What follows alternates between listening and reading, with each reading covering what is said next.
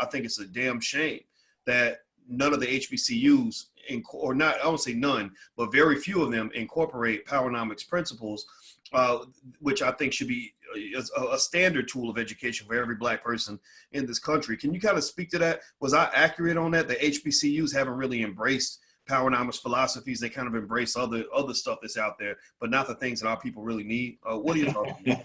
You're right. You're right on target. What they did, they went into the dream, Martin Luther King's dream. They bought into social integration. And even though they had never completed the task of what they were initially designed to do, was to fully elevate, educate, and qualify Blacks to be a competitive social economic group in this country. They've never done that. It's been about, so by the time they kicked in with the civil rights movement, they abandoned their original role. What they supposed to be doing, focus is strictly, solely, 100% on trying to change the conditions of Black folk from slavery and semi-slavery to being a highly competitive, elevated, competent people in a new world. They didn't get that far. They bought into social integration, and then when they bought into social integration told them, hey, Blackness is irrelevant. What I want you Black HBCUs to be right now is just miniature white colleges, white universities. They became miniature white universities.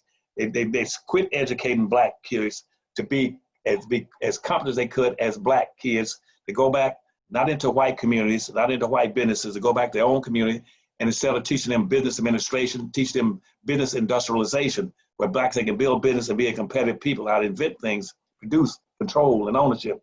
And so what they did in their public policies, and see at that point in time, they started that, and I was over education for the state of Florida.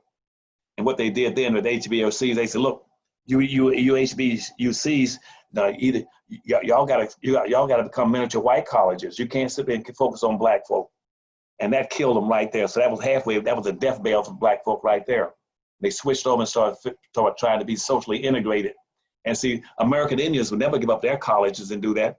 They didn't give up their college all of a sudden, so we're gonna bring in everybody and take the focus off of Indians. And they had their own universities and colleges.